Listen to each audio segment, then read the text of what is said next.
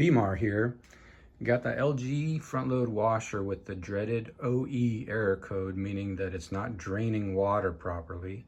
Leaves you with a big puddle of water inside the drum, and basically you're unable to do close. So we ordered the new drain pump, but it won't be here till Tuesday. So here's a temporary fix I came up with that enables you to wash laundry in a pinch if you need something done, you know, in the next day or two before the part comes. So what I did was got some clear plastic tubing from Home Depot. It's a little bigger than the diameter of this drain hose right here. A little circular hose clamp with the screw, screwed it on there real tight right at the end so it pinches on there good. And then I have this speed clamp that I use.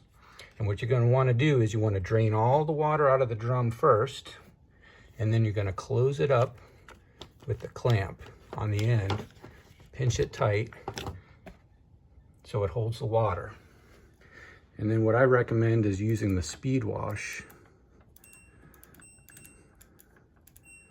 Speed wash only takes 15 minutes because you're going to have to sit here and you're going to have to wait until after each cycle to open this valve, open up your clamp to let the water out.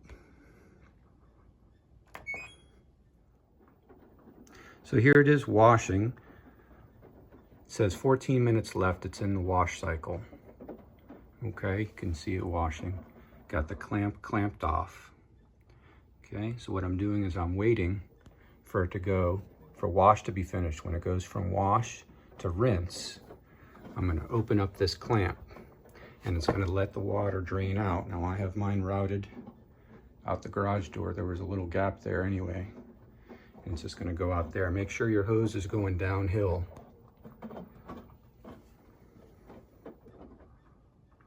Okay, so it's going to the rinse cycle now, and I can hear this pump trying to work. That's another indication. You can hear it. And now there, I opened up the clamp, and you can see the water flowing down there, flowing through the tube. It's going right out the door there. So as long as I hear that little pump vibrating, I'm going to have this clamp open. And when the pump stops making that noise, I'm going to clamp it back off. So I'll get this ready there. And there we go.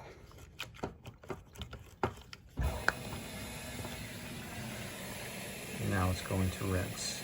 You're going to have to do this one more time. When it goes from rinse to spin, you're going to have to do the same thing with the clamp. So here's the final cycle. It's in spin now. There's 9 minutes left. See that it's still kind of soapy in there? And I'm going to leave the clamp open this time. You can hear the pump trying to pump, and the water's coming out through the drain. So I'm going to leave it empty, leave the clamp open so that everything will drain out before the spin.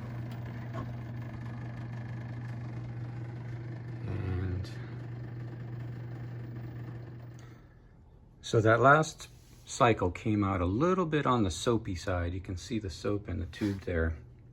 I think I may have put too much soap in the dispenser because it was a very small load.